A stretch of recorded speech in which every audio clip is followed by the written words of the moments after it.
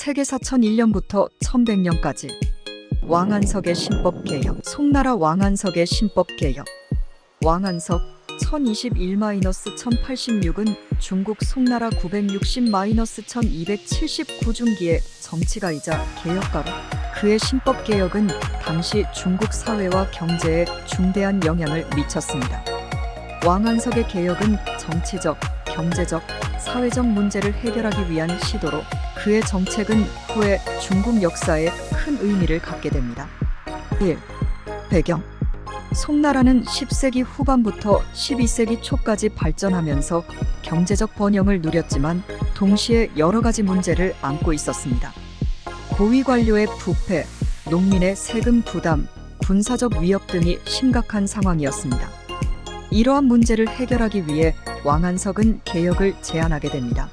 2. 신법개혁의 주요 내용. 왕안석의 신법개혁은 크게 4가지 분야로 나눌 수 있습니다. 1. 재정개혁. 재정개혁은 세금 제도의 개편을 중심으로 이루어졌습니다. 왕안석은 세금을 간소화하고 부유한 상인과 지주에게 더 많은 세금을 부과하는 방안을 추진했습니다.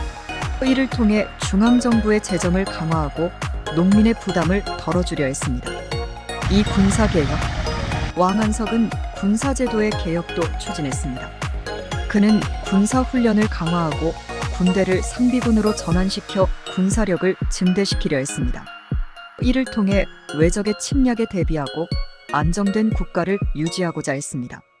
3. 교육개혁. 교육제도의 개혁 또한 중요한 부분이었습니다.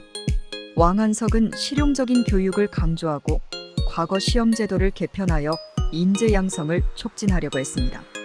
그는 이론보다는 실제 문제 해결 능력을 중시하는 교육을 지향했습니다.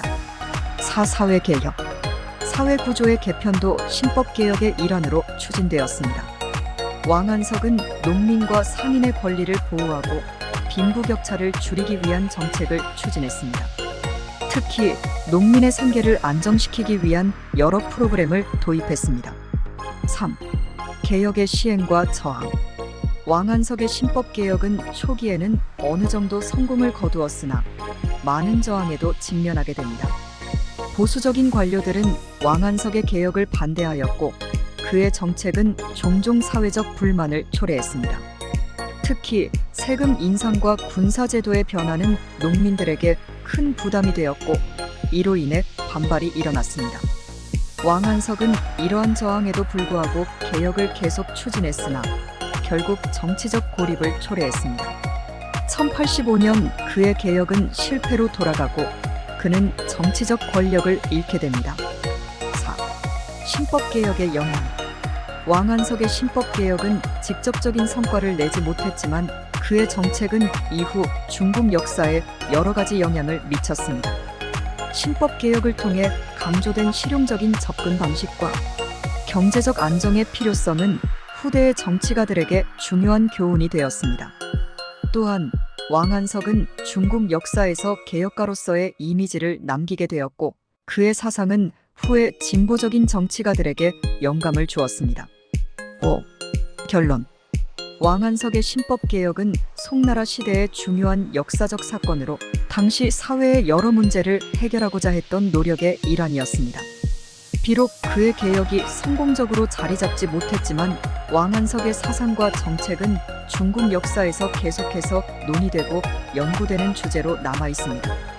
그의 시도는 단순한 정치적 개혁을 넘어서 사회와 경제 전반에 걸친 포괄적인 변화를 추구한 것이었습니다. 이러한 점에서 왕안석은 중국 역사 속에서 중요한 인물로 평가받고 있습니다.